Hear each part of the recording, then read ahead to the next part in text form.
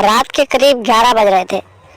बुआ गीता अपने कमरे में सो रही थी और तभी अचानक भतीजे की नींद खुली और फिर वो अपने मोबाइल को उठाया और सीधे अपनी बुआ के कमरे में पहुंच गया और कमरे में पहुंचने के बाद उसके साथ प्यार करने लगा। और उसके बाद उसकी बुआ ने अपने भतीजे का साथ देना शुरू किया।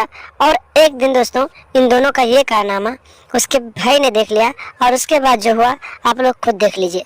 नमस्कार दोस्तों, स्वागत है आप सभी का हमारे एएसएन क्राइम अफेयर चैनल में। दोस्तों एएसएन क्राइम अफेयर चैनल को आप सभी लोग सब्सक्राइब कीजिए, वीडियो को लाइक कीजिए और वीडियो को ढेर सारा शेयर भी कीजिए।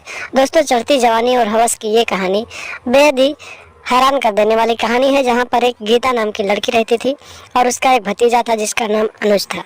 अनुज और गीता एक दूसरे के साथ बहुत ही अच्छे से रहते थे, एक दूसरे के साथ बहुत प्यार करते थे और एक दूसरे के साथ ही स्कूल जाते थे आते थे।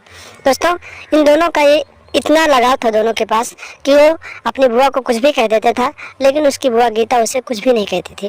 दोस्तों इसी तरीके से दिन बीतते जा रहे थे और धीरे धीरे इन दोनों के बीच इतना ज़्यादा लगाव हो गया कि ये दोनों एक दूसरे के साथ बैठकर मोबाइल में कुछ भी देखा करते थे। इन दोनों की एक आदत हो चुकी थी दोस्तों कि ये दोनों जब एक दूसरे के साथ होते थे तो मोबाइल में कुछ गलत वीडियो देखते रहते थे।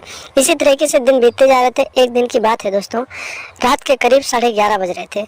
बुआ गीता अपने कमरे में सो रही थी और अनुज अपने कमरे में मोबाइल लेकर लेटा हुआ था और अपने मोबाइल में कुछ इधर उधर की गलत वीडियो देख रहा था और काफ़ी देर तक वो वीडियो देखता रहा। और जब उसे बर्दाश्त से बाहर हो गई, वो अपने आप को कंट्रोल नहीं कर पाया, तो फिर वो अपनी बुआ के कमरे में चला गया और फिर दरवाज़ा खुला था तो वहाँ पर एंट्री करने के बाद वो अपनी बुआ के साथ कुछ अजीब अजीब सी हरकतें करने लगा।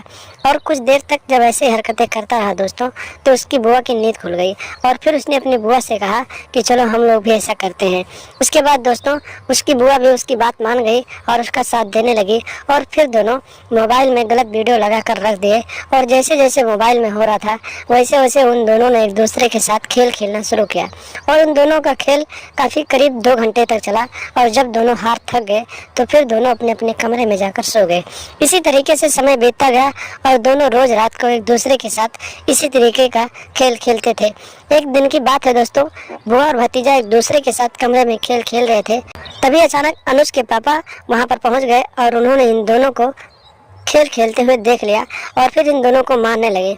तभी दोस्तों अनुज को गुस्सा आया और अनुज ने अपनी बुआ के साथ मिलकर अपने पापा का हाथ पैर पकड़ लिया और फिर दोस्तों घर में एक रस्सी उठाकर लाया और उस रस्सी से अपने पापा का गला दबा दिया, कस दिया और मौके पर ही रस्सी से कसने की वजह से उसकी मौत हो गई। और फिर दोनों आधी रात को ही घर से फरार हो गए। अनुज ने अपनी बुआ के साथ मिलकर जब अपने पापा को मौत के घाट उतार दिया तो फिर आधी रात को ही डर के मारे वो दोनों घर से फरार हो गए।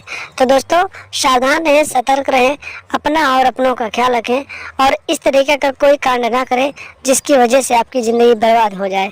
जिस तरीके से दोस्तों अनुज ने अपनी बुआ के साथ गलत किया और उसके बाद अपने पापा को मारकर घर से फरार हो गया। फिलहाल पुलिस उसकी तलाश कर रही है और फिर अनुज के पापा का अंतिम संस्कार कर दिया गया है। तो दोस्तों सावधान रहें, सतर्क रहें, अपना और अपनों का ख्याल रखें और लगातार हमारे साथ बने रहें। चैनल को सब्सक्राइब कर लें और हमेशा देखते रहें एएसएन क्राइम अफेयर।